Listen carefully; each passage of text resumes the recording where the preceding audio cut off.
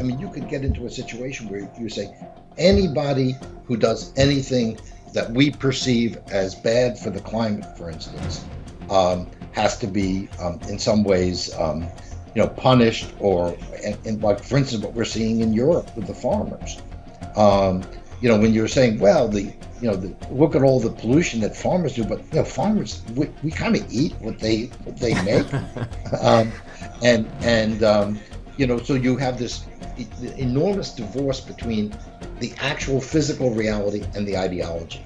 And by the way, that was one of the big characteristics of feudalism.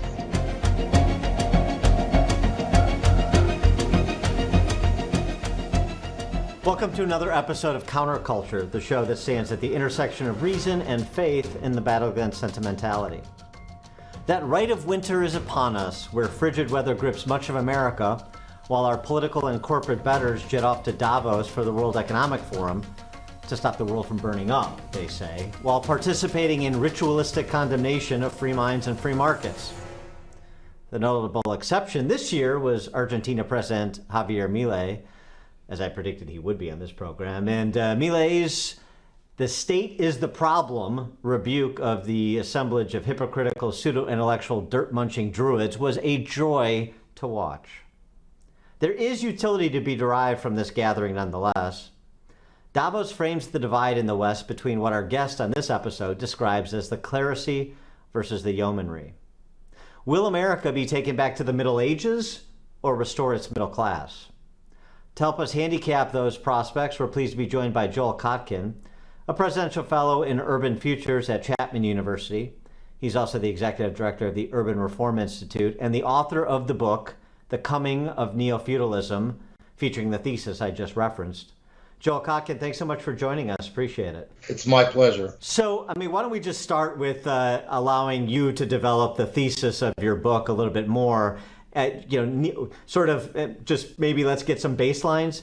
What is feudalism and what is neo-feudalism, and what are the historical analogs? Well, feudalism was a system that developed after the fall of the Roman Empire, which was basically a very class-based system where essentially at the top you had this aristocracy, then working in tandem with the clerical class, in other words, mostly in the West, the Catholic Church. And most people were peasants, and there was a small middle class that had managed to survive. Over the last, I'd say, 400 to 500 years, that class structure in most countries has changed, and we now have a very large middle class, and there was a dispersion of property ownership, of political power, to both working and middle class people. That process began to reverse. Hard to say exactly when. Some people say 70s, some people say 80s, but certainly this pattern has accelerated in the last 10 to 15 years.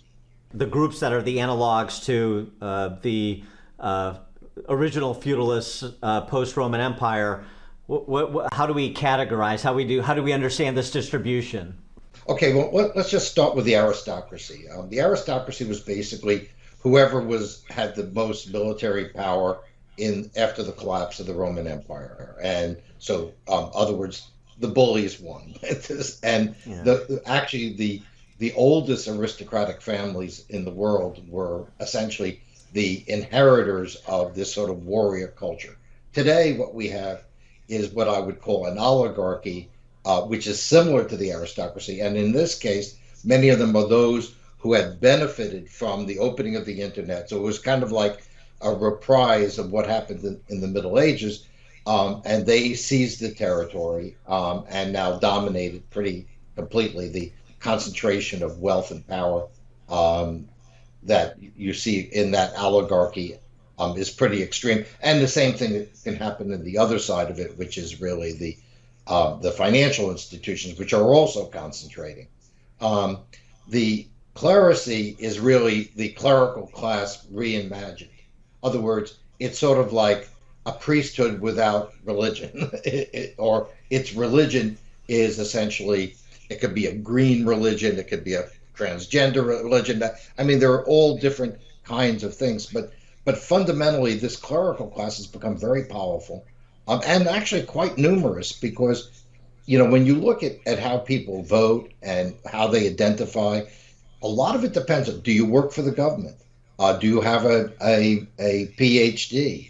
Are you, particularly outside of technology, are you somebody who is employed by a nonprofit that is funded by the oligarchs?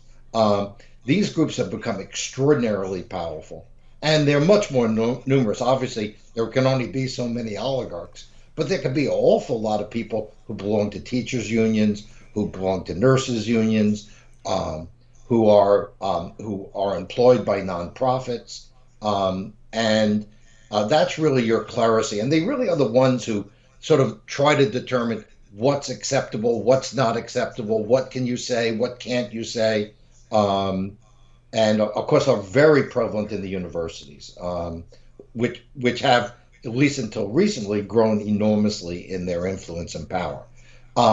The third class, what we would call the yeomanry, is a class of the traditional middle class, the artisans, the small shopkeepers, the let's say the small construction firm, the people who are skilled labor, who maybe they work in manufacturing, but they have skills so that they actually can buy property.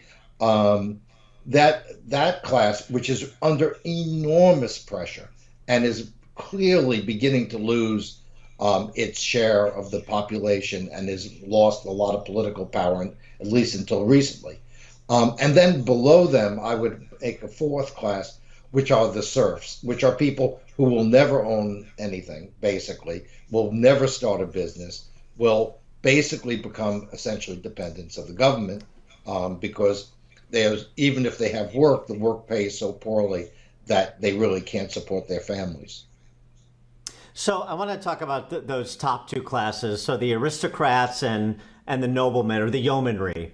And you talked about essentially the yeomanry asks, the clerisy. The clerisy acts as sort of the enforcers of cultural norms, is sort of what I'm hearing. And I wonder is the clerisy, that corporate class, are they enforcing the societal norms that are set by the oligarchs, the old aristocratic families, that the modern day aristocratic families?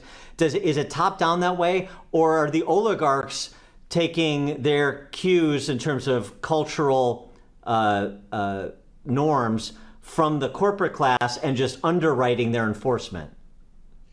I think it's a codependent relationship.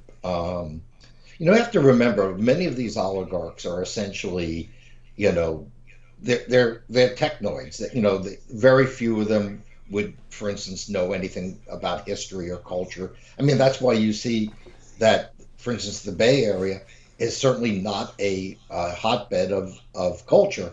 But what you have is a group of people who, in some senses, do determine what the aristocracy wants. Now, the aristocracy, or the oligarch, what they really are most concerned about is holding on to their wealth. So what the clerisy does for them is it gives them a justification. Oh, we're enlightened capitalists. We want, like the ESG programs and the DEI programs. These are all ways of preventing the peasants from going and getting pitchforks. And so the idea is to create a coalition, which my friend, the late Fred Siegel, would talk about, which was the upstairs-downstairs coalition. But what the clerisy is what makes the upstairs-downstairs coalition. In other words, you go to, in quote, disadvantaged groups, and you ally them with the aristocracy, and the clerisy is the one that makes that possible. And of course, this is also very powerful in the entertainment industry, in the media, and until fairly recently, they pretty much had control over what was permissible and what wasn't. I think we're seeing some very strong pushback now, which may eventually reverse this trend. But right now, I would say the forces of consolidation and the power of the current class structure is going to be pretty hard to overturn. You know, it's interesting. I'd like to put some numbers to this because there's some polling that just came out, and Kim Strassel in the Wall Street Journal wrote about this from Scott Rasmussen. And yeah, it's very interesting. Yeah, so let me just set it up and then you distill it for us. But he basically was noticing this outlier group in the polling he's been doing on issues and sort of sense of where the country is and how people are doing economically. And the outlier group he characterized, the subset of voters he characterized as Americans with a postgraduate degree earning more than $150,000 a year and living in a high density area. And the divide between, that's not the 1%, but I would say it is both the aristocracy, the oligarchy, as well as the clerisy. It is that group. So it's a small percentage of the population, but it's those top two classes you were describing. And I mean, some of the numbers in terms of the difference in attitudes among this small group of people and the rest of the country are really stark. 74% of those in this subset that Rasmussen defines, what you would call the oligarchy and the clerisy, 74% said their finances are getting better. Among those who went to Ivy League schools, 88% said their finances are getting better. The rest of the country, 20% said their finances are getting better. And right. and also too, just one more and then I'll let you go. I mean, Biden's approval rating among this group, 84%. Among the rest of the group, the rest of the country, 40%. Their faith, this top group, these top two groups, favorable view of university professors, 89%. Journalists, 79%. Lawyers and union leaders, 78%. Even members of Congress. Congress is as popular as Lyme disease with most of the public. 67% of these top two, the top two classes that comprise this group have a positive view of Congress. I mean, that divide between, I don't know what the percentage of the population is of people with a postgraduate degree making over 150 grand living in an urban center, but that's a small percentage of the overall population. Those divides in terms of how they see Biden, how they see their economic security, how they see these different professions. I mean, that really is jarring. And so what does that portend if that polling is accurate? Well, first of all, what it really shows is that this group has, which may be small in numbers, has enormous power. I mean, virtually all the major cultural institutions, most of the major universities are located in precisely these areas. So in a sense, there's a geographic aspect of this, which is essentially this particular group, which tends to live in high density cities or in the elite suburbs around those high density cities. They have a very different worldview than most suburbanites, the ex-urbanites, and even more so the small towns and rural areas. It also has a lot to do with how you make a living. There's been other interesting surveys which have shown that, for instance, if you're a truck driver or you work in agriculture or you're an oil rigger or you're a skilled worker, you're much more likely to be conservative politically today, which is not what it used to be, but that's what it is now. But if you're a yoga instructor, the chances of your identifying with sort of the more left agenda is pretty strong. So what you've got, it's also how people make their living. If I'm a teacher, if I'm working in a nonprofit, the bigger the government is, the better it is for me. I get paid from the government. The government, if it gets involved, will probably support the ideology of my union, which may not be the ideology of most teachers, but it's increasingly the case. So we have the very stark class divide, a very stark regional divide in the country today. That doesn't necessarily mean that every working class or middle class person who doesn't like the status quo is going to support Donald Trump. I think a lot of people have better sense than that. But but the fact is that's why Trump is even competitive today, and why if the Republicans were intelligent, which of course is not likely, they would win an overwhelming majority in the House. I mean, the positions that President Biden has taken, which are very different than the positions of a traditional Democrat, which I consider myself basically. I think that the fact that he went to the left in such a decisive way has undermined his support among the traditional Democratic base, and a lot of it is, how do you make your living? Who signs your checks? Where do you live? Do you have children, or you don't have children? Are you somebody who maybe owns a small business? All those groups are definitely tilting to the right. Not necessarily because the right has the answers for them, but they certainly feel that the establishment left has nothing to offer them. Right, it's a rejection. But I wonder too if Biden's policy choices are reversing what's happened in some of these urban centers. And when I say what's happened, I mean I'm from Chicago, so what I've seen over the last few generations in Chicago is Chicago became Chicagoland. So right, yes. the city is in the center, and what happened is because Chicago's the crown jewel on the lake in Illinois, and everybody loves the city and the culture and the nightlife and what a city can offer. You adopted the city as your own.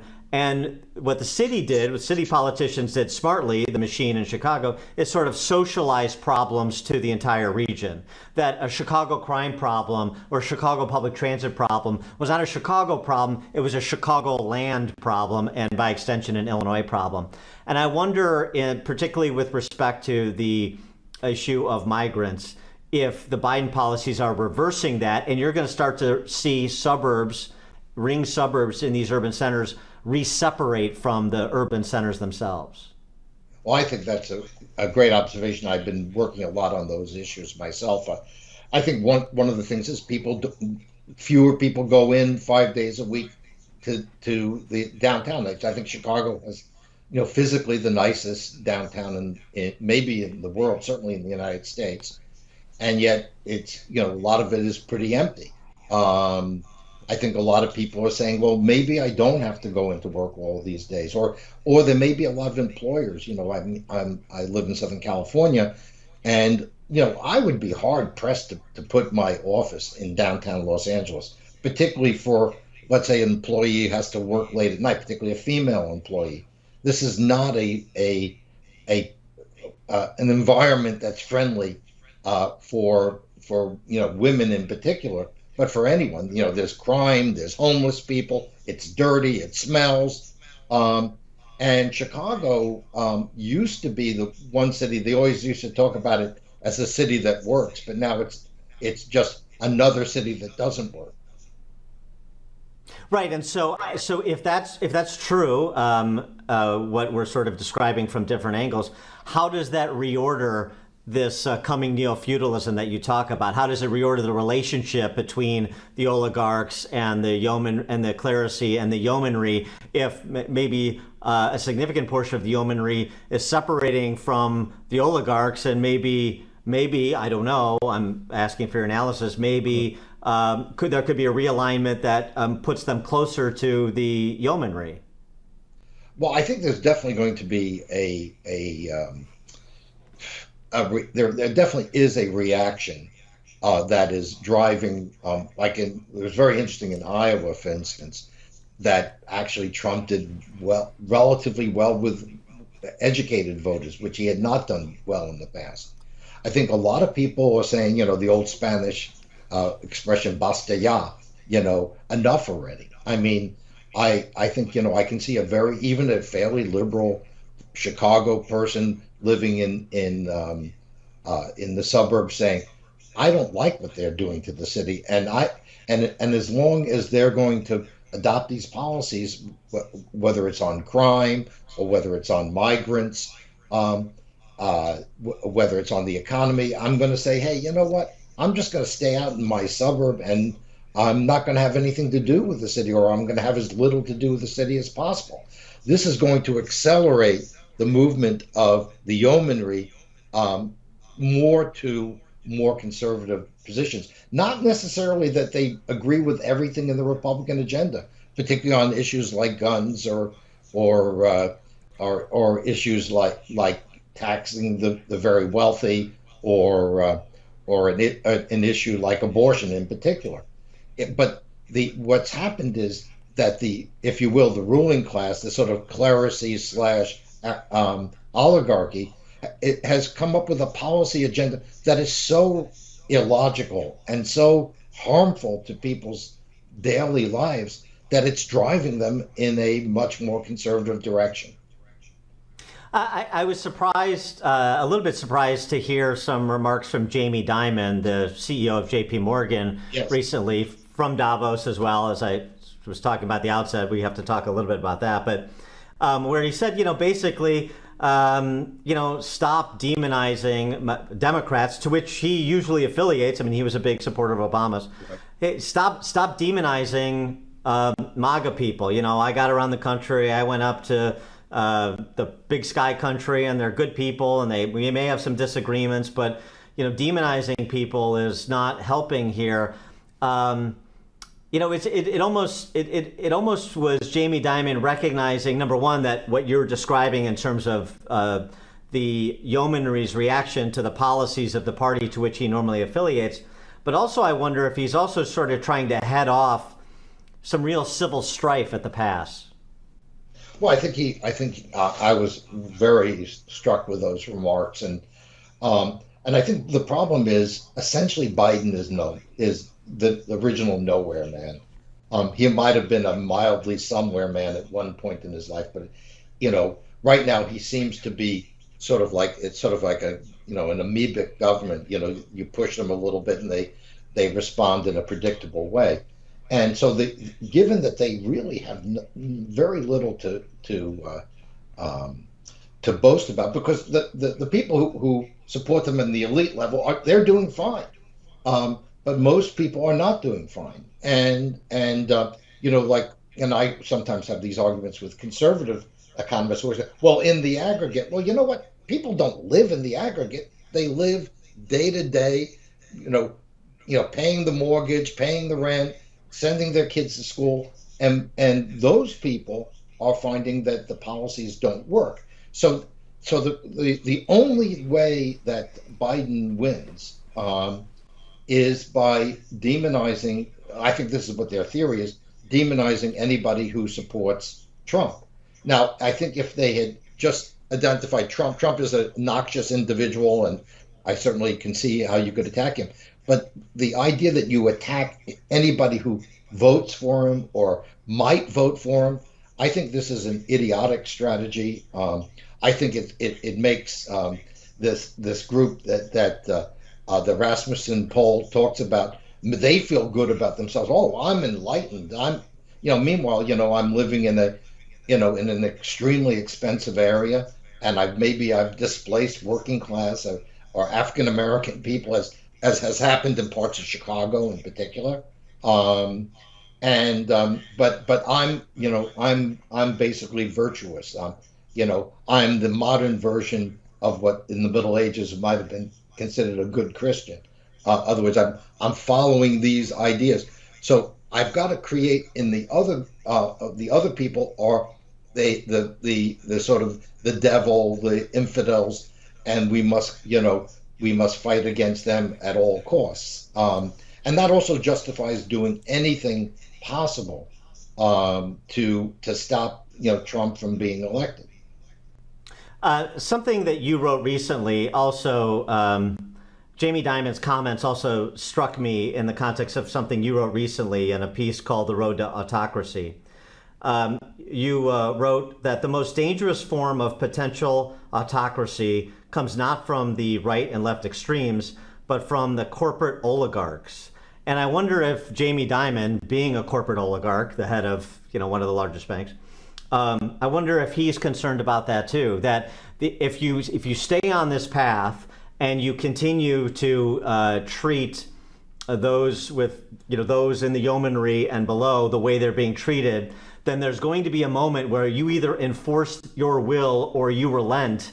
And that's going, and he's worried that it's going to be the heavy-handed enforcement of the will of the oligarchs and the clerisy.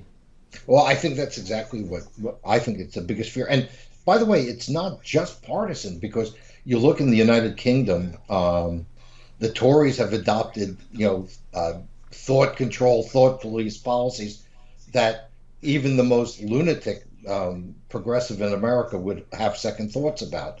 So I think that what you really are seeing is as the population begins to diverge from the points of view that are accepted, you have to repress in every conceivable way. So you start to see people looking into the bank accounts, or anybody who purchases or a Christian book is immediately a potential terrorist. Well, we don't pay attention to the actual real terrorists because we're chasing churchgoers around. So I think that this division and the inability of the clerisy to get enough people to sign on to it means that what you have to do is ostracize, limit, make it very, very difficult to have opposing views. We saw this come out very strongly both in during the pandemic and also during the period after George Floyd, where you simply couldn't say certain things, and you would have, and I'm sure you may have experienced this yourself, where if you had the wrong guest on the show, all of a sudden you're taken off YouTube, which, by the way, my colleague and I who have a podcast, we were taken off because we had a guy who was a medical doctor teaching at University of California at Irvine who just disagreed with the vaccination policy. No, I'm not a doctor. I can't tell you whether or not he was right or wrong. But the fact that somebody with those kind of credentials led us to, that's the only time we've been canceled since we started, is just astounding to me. And you'll start to see, when you start to impose, and I think we will see this, I think, in a second Biden term, attempts to, for instance, get rid of anybody who's remotely skeptical on climate policy. You're going to see anybody who maybe disagrees with the DEI agenda being, essentially taken off, sent into some sort of purgatory. So I think that's the most dangerous thing. And if I just spoke to, I teach a class on propaganda at the school, and I was showing them what they're doing in China. And anyone who's spent time in China, as I have, knows this can be done. You could use the power of technology to so control opinion and so make it very difficult for any dissidents. We don't have to go all the way to sending people into the gulag. We could just send them into sort of non-existence as people with opinion. You could just say, this isn't possible, that isn't possible. That is, I think, an even greater danger than the authoritarian policies of either the right or the left. And the fact that we have a group of 5 or 6 companies who essentially control the means of communication in this country is something we should be worried about. Since you brought it up, I want to go back to Davos and talk a little bit about how the green agenda factors into this conversation. I mean, forget like John Kerry and the politicians for a second.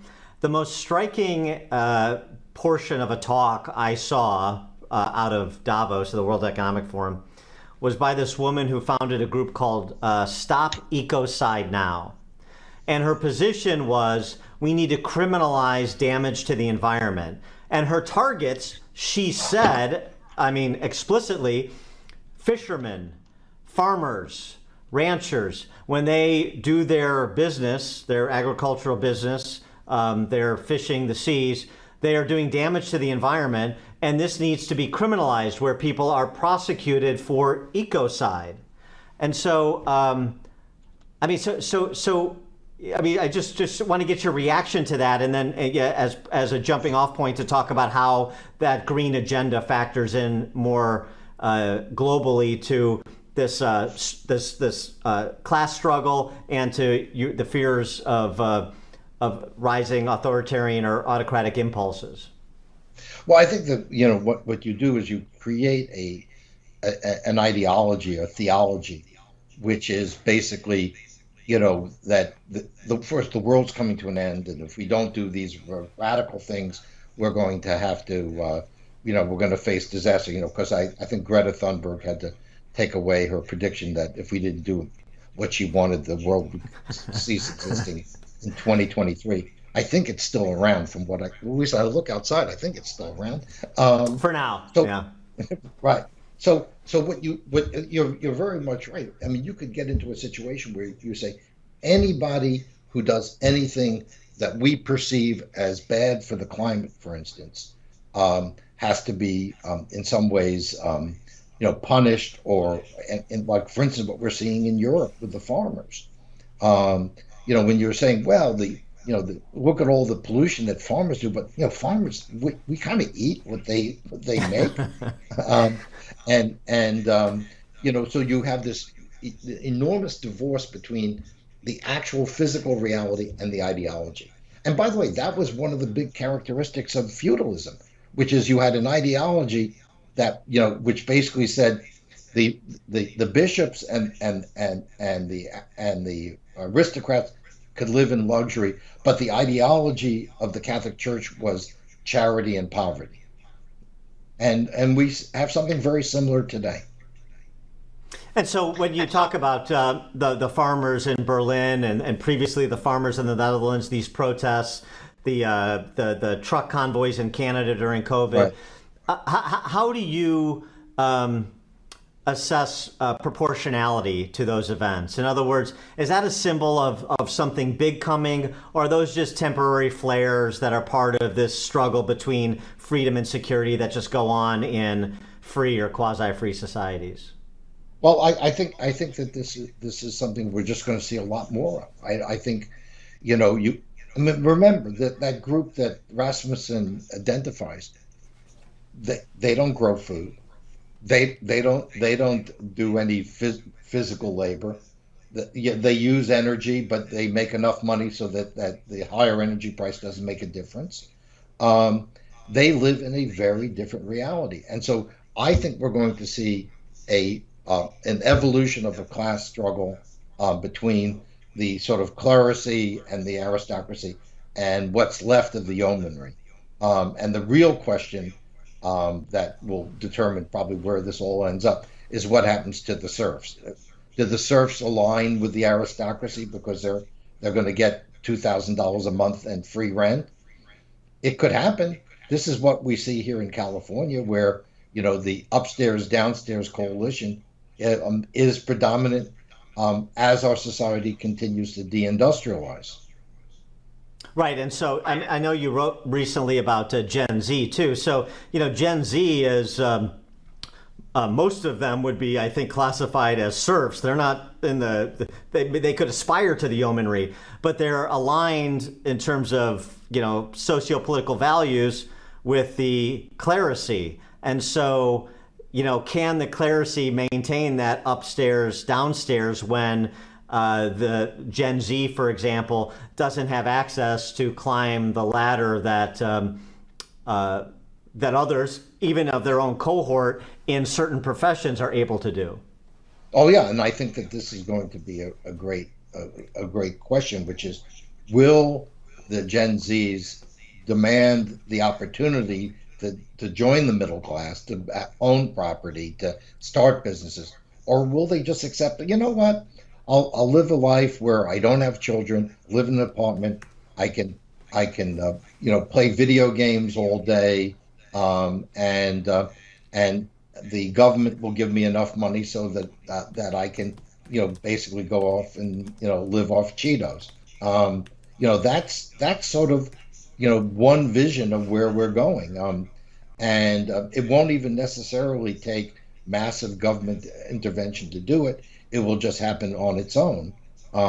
And so the basic point that I want to leave you with is that, it's up to us. I mean, if we're going to accept this order, then we should be willing to live with the consequences. But I'm a father. I've got two daughters, in their 20s, and I worry about them. And the question is whether or not they're going to have remotely the opportunities that I had.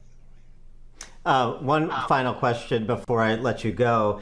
Feudalism, Middle Ages, was eventually replaced by capitalism.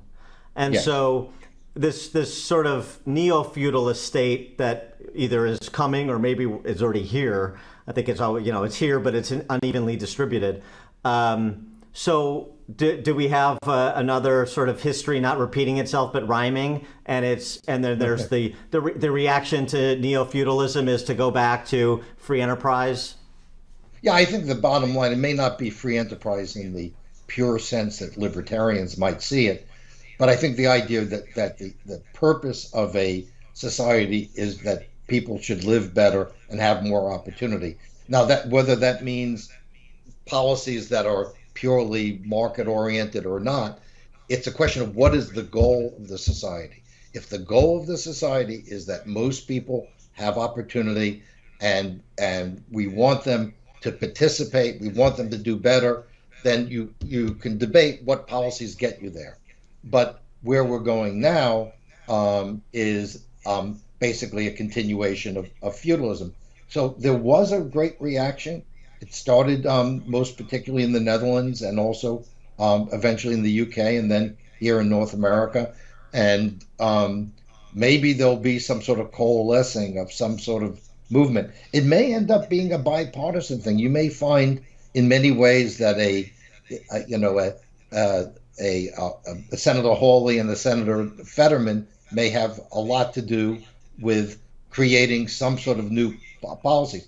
I don't think we want to go back to the country club Republicans, and I don't think we want the elitist Democrats. The question is, will something emerge as a new force to change the paradigm? And that's something I'd really like to see, but I don't know if it'll be there in my lifetime.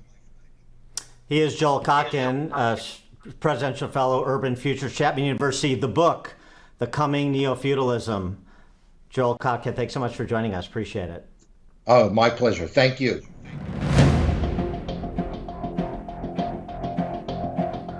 Please like this video and subscribe to this channel if you haven't already. And please leave a comment in the comment section. We'd love to hear your thoughts.